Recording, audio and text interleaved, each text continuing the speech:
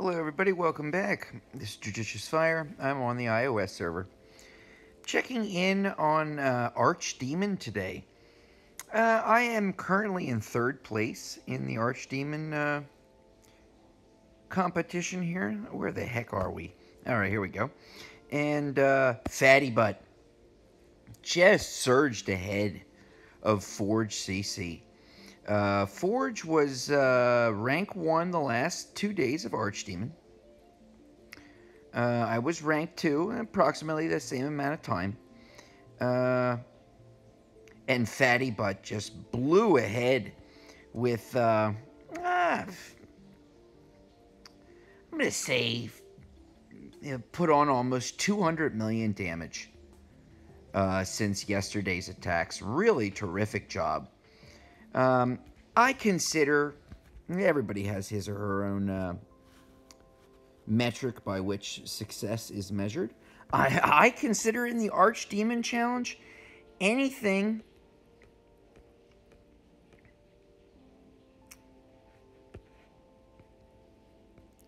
on the first 5 pages. If I can get top 50, I'm a happy person. And to be, occasionally, and not every Archdemon challenge by any means, but to be occasionally in the ranks of the top 10 is even better. No problem whatsoever if I'm, come out in 10th place, 20th place by the end of the challenge. We have only a couple of hours left.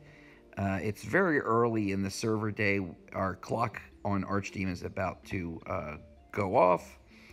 We have 4 hours and 44 minutes remaining in Archdemon. I did an attack just now, and I came up just shy of my 204, 952, 412, and 10 billion on Archdemon. I made an adjustment in pet. I'll go over my team afterwards. Let's see what happens. Let me form the team. Boom, boom, boom. Yep. All right, I like it. Start it. That's tank with PD. We're going to run as hot as we can possibly run. It's going to be highway to the danger zone, baby. Boom.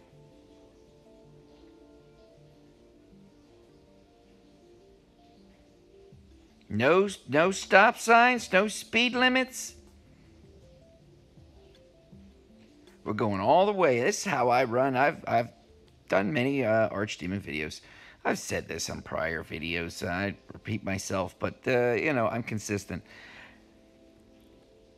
I either put up a heck of a score, one of those top 50 scores, or I turn to absolute dust immediately.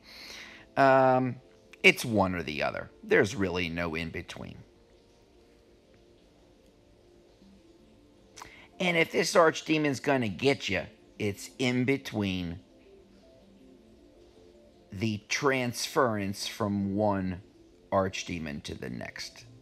In that momentary pause,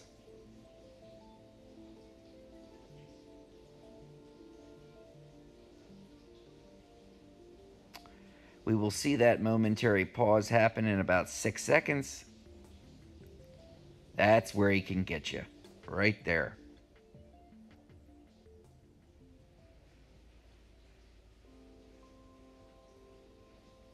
I feel as though I'm not doing as much damage as I did earlier. I don't know what happens. I say this with a huge asterisk beside it.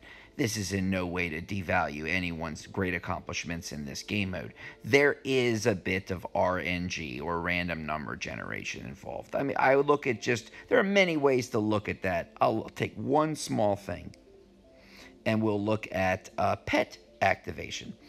Some of the pets you might want to use in this particular Archdemon do have a percentage chance to activate. If you've got a 60% chance that the pet's going to activate, and you happen to be one of those players where it keeps coming up as activation time, well, you're going to put up a big score. But you have to climb that mountain for those couple of 100 million to make a big difference. You've got to be able to put up that 10 billion. If you can get to that 10 billion mark, then that last, 500 million can sometimes be a roll of the dice. I think we're running a little bit behind. If I transfer over to the 5th Archdemon with 4 seconds remaining, I'll get a score like I've been getting the last 2 days. If I transfer over with more than 4 seconds, this might work out. Who knows? Here it comes. We transferred over. Oh, come on, baby. Come on, baby. Come on. 190. Look at this. See, I just came up just shy again. Oh, there's a magic to it. There's a secret to it. There's a mystery. There is a riddle. The Archdemon is a mysterious enigma wrapped in a riddle. But there is a gentleman out there in the countryside by the name of Fattybutt. Lord Fattybutt, who has been able to slay the Archdemon. I think he's going to take it for the... whoa, Eternal just jumped up to number 2. Where's Forge? Did Forge just change his name in real time?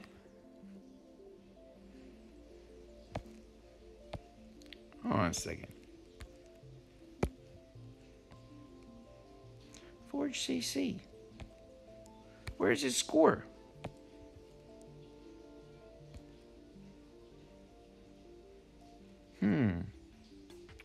Well, this is a mystery that does not... A moment ago it was Forge, and now he's not on the list at all. This is a mystery that I do not have to solve right now. Back to Lord Fattybutt, who has destroyed the Archdemon this week. Thus far, I'm in 3rd. Unless something dramatic or drastic happens, I think I'm going to be able to at least pull out top 5. Okay, wonderful. Let's take a look at the team I used. Knowing that I was able to climb the mountain up to 10 billion, and then, there is a little bit of a roll of the dice after that. Let's take a look here. I got to go into my hero altar. It's Guild Wars Day. These are base defenders I have out in front of me. All right, I'll do it in drop order. PD. Okay, I'm going to show you 5 heroes that are on every single Archdemon team, no matter what the Archdemon is each week. You got to use these 5 heroes currently in the game of Castle Clash till they introduce something that's different. Got a PD with a regen. Get that bad boy going quickly. Got a Sunder. Give him extra hits in battle. Pyromage. Extra helper, extra hits. Lots of damage. I want him to be able to reach maximum damage. That cap damage of 500,000. Second person I dropped out on the board. And drop order has something to do with it. Maybe I don't have the right drop order. I'll experiment next time. Second person I dropped out there was Beast Tamer. Beast Tamer's 2 heroes in 1.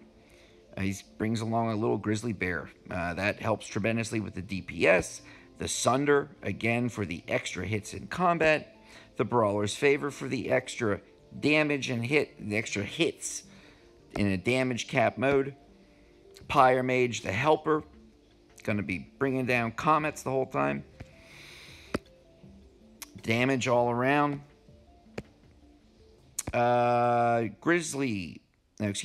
Beast Tamer is going to raise the damage that the Archdemon takes by 34%, and that is necessary to get to that 500,000 damage cap. Third, I dropped Siren. Siren, just like Beast Tamer, is going to raise the damage that the Archdemon takes, this time by 42%. Shoot. That's where I messed up. Now I know why I got stinking 3rd. It just dawned on me. I'll share it next time. Okay, I'll share it now, before the competition is over. I've got, boy, it just dawned on me. It hit me like a ton of lead. Siren with the Sunder. The Brawler's Favor. All these extra hits. I'll go over pets last. Pyre Mage as a buddy, fighting alongside, all that attack, all that damage. 1, 2, 3. It would have been Gunslinger, highest DPS in Castle Clash, number 1. And number 3 on my top 10 heroes list. Sunder for those extra hits. Brawlers, same thing. Pyre Mage, the buddy, all that damage. Trixie Treat, number 3 highest DPS in the game. Sunder, Brawlers, little buddy, all that damage.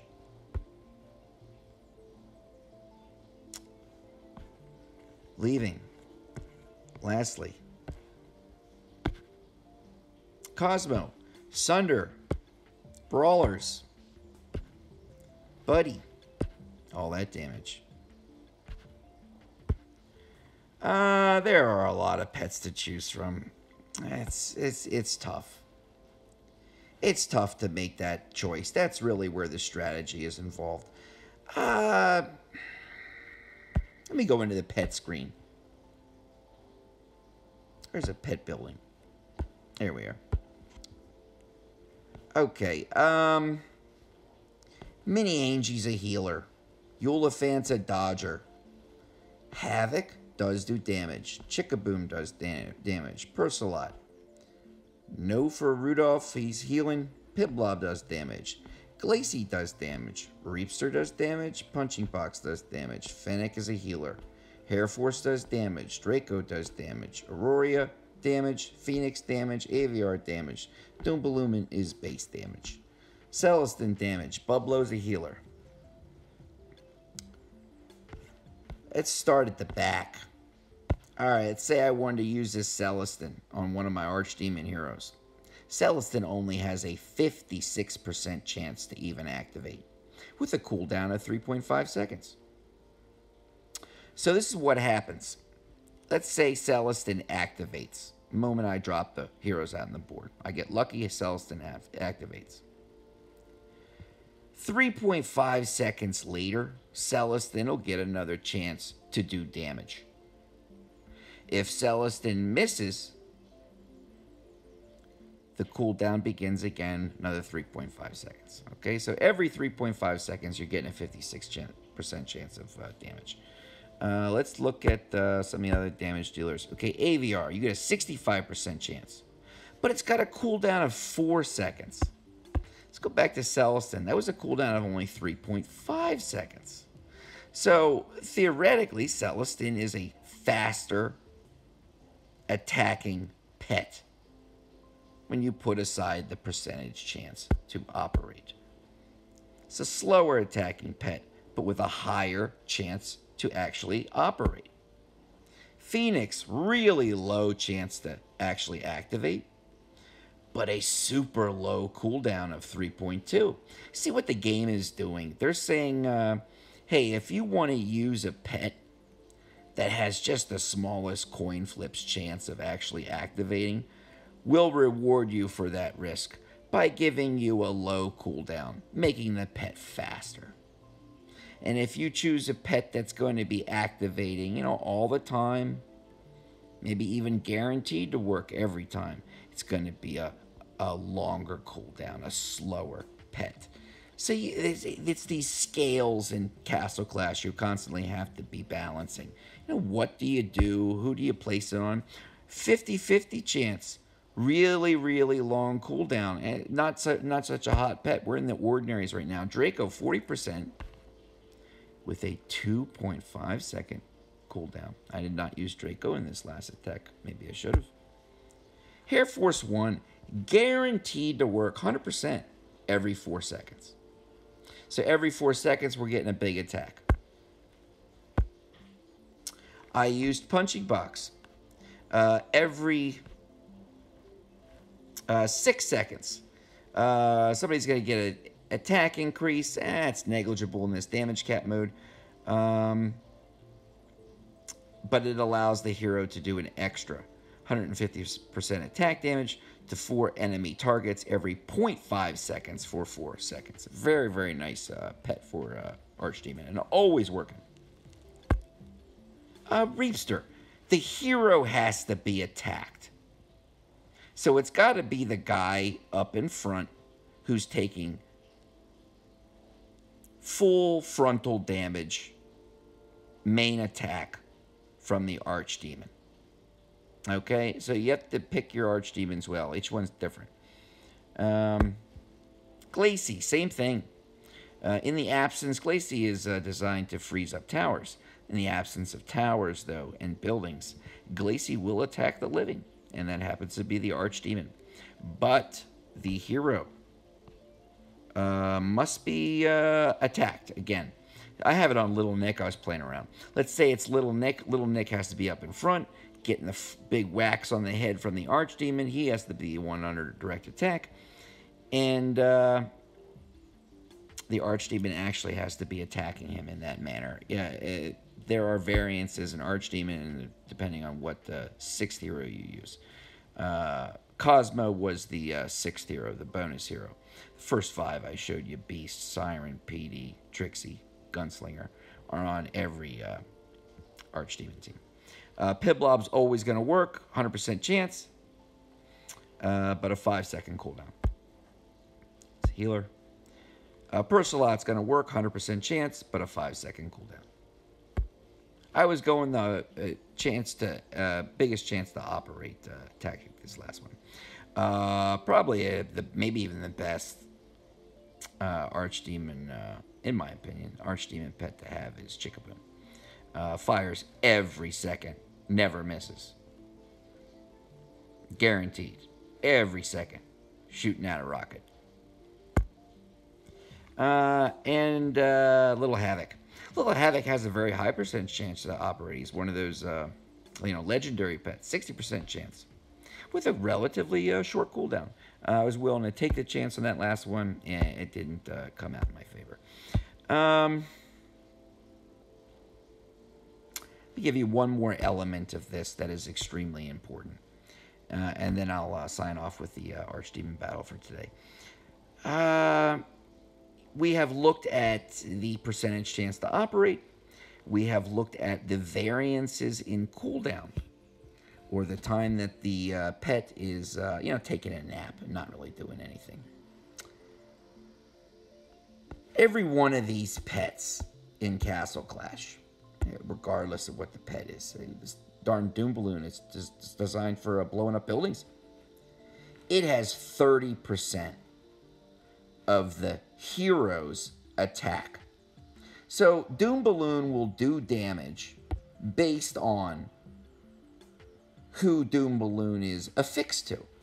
If I use a low damage dealing hero like Paladin, okay, look at that number up there, 7452 plus 12532, coming out to 20,000 damage. Okay, let's take a look at that. 20,000. Let's change it up for a higher damage dealer. As a higher damage dealer, somebody like a Bogey maybe. Where's Bogey?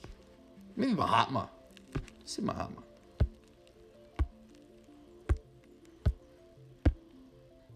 Okay, bingo bango.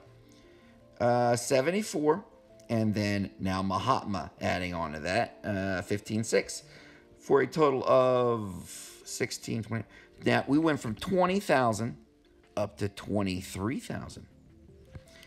Doom Balloon will have 30% of that attack. Okay, so when you finally make your choice on what pets to use, allocate your best pets, your damage-dealing pets, the ones that are that you have the most faith in are going to do the most damage. Allocate those to the strongest heroes you have on your team. That will vary for every person based on the build and the upgrade, where we are in the upgrading process. I look at these at all times. I want to take, I'll take this off. What I do is I first choose the talent I want to use for an Archdemon. Second, I choose the crest or insignia, obviously an insignia here. And when I am done with that, I am shown a number. And that number is going to show that PD is coming in at about 56. Sweet goodness. 56, 3 damage. And if I went through all 6 of my Archdemon heroes, I would find out that Pumpkin Duke does the most amount of damage in terms of a base attack. Not skill activation, not hitting multiple heroes on that sword. Pumpkin Duke does the most amount of damage out of my 6 Archdemon heroes. Because I like Chickaboom, because he's guaranteed, because he's going off every second, I give Chickaboom to Pumpkin Duke. Chickaboom will now be basing part of its damage dealing capability on Pumpkin Duke's attack, which happens to be sky high. So Chickaboom is going to be doing the best job on Pumpkin Duke. I go back. I'll do the second one with you. My second highest damage dealer, and I would have had only, doesn't make a difference, I would have had just the talent picked out, put my insignia on, check my damage. 45 plus 93, we're at about almost 55,000, okay? 45,500-ish. And that tells me to use my second best bet. Base punching boxes abilities on a Gunslinger. That's the way I'm setting it up. I'm not saying to the Archdemon players out there who, truly understand the nuances of Archdemon, I'm not saying these are the right combos. I'm not saying I know better. I'm saying that the attack of a pet is based on the hero on which it is placed. And so try to get the max benefit. Trixie's my... Cosmo is my third highest damage. And I did this nonsense with Hair Force 1. I don't know if Hair Force 1 is an Archdemon pet. Hair Force 1 isn't much of a pet of any kind, really. He inflicts stun. Yeah, he does damage. Sure. But he inflicts stun for 2 seconds. Well, every stinking hero released today, 2 out of every 3 heroes is immune to stun. It don't make any difference. All right. But you see, look at his damage. He's doing like 54,000. So I use the... And then all the way down to the very last one. I'll sign off with this hero. Very last one in my particular setup, the way I have all my heroes done. Least damage, I believe, is going to be Beast Tamer. Yeah, coming in at about 52,000. So I put my percentage chance to operate pet. The only one I had with a chance to operate, I put that on Beastie. That's how it goes. Let's check one more time. What happened? Still in third. Happy as a... Oh, Raven got fourth. Oh, this is one of my guildmates. Oh, fantastic. Great job. Shorty. Oh, it's always the same. Yoda. Shinkiro. I'll come back to Shinkiro. I have some, then I truly will sign off. I have some dirt to talk on Shinkiro. Nasser. KDR. The Creds. Hannibal. My gosh. Oh, I got some nasty talk to say about Shinkiro. I'm not the kind of Castle Clash YouTuber who calls out individual players and then has horrible things to say about them. No, but I'm going to break with that tradition. Hold on a second. Friends, we just finished up a Warden week. I want this on video. I did another video on some of the records in Castle Clash. I'll be posting that soon. This was one of them, but I want to, again, revisit this. Go to Wardens. Oh, wrong stinking. Where is this system? How do I get in here? Forgotten. Bingo. Okay, here we go. Is this it? Yes. I want you to take a look at that. Shinkiro defeated 36 Wardens. this is what I have to. These are the negative things I have to say about the man. He didn't defeat 37. Okay, I was fooling you. I had nothing bad to say about him. I missed 5 days. So what I'm gonna do is I'm gonna fill my Warden team with gamma radiation, and either I'm gonna explode into a raging Hulk, or I'm gonna get maybe I thought maybe top 500. I was burning the midnight oil, but still lost. But Shinkiro 36. That's brutal. Oh my gosh. I would like to know what Shinkiro does for a living. I don't need specifics, but it's got to have something to do with planning, with mathematics, with computer technologies, with quantum theorem. I don't know. Man's probably a history professor. Either way. Incredible job, and great job, Lord Fatty Butt, for your incredible performance in the Archdemon. It's so great to play alongside all these wonderful players on iOS. If you're interested in joining, please join Endgame. We are now ranked 30. We're in the top 30 guilds on iOS, and we have 27 members. That's nearly a rank per member. We just brought in a 980,000 Might player, and in about a day or two, we're getting a 1.1. So we are packing on the cheese on this burger. Thanks, everybody. I hope you enjoy your clashing. I will check you next time, and I'm out. All right, bye-bye.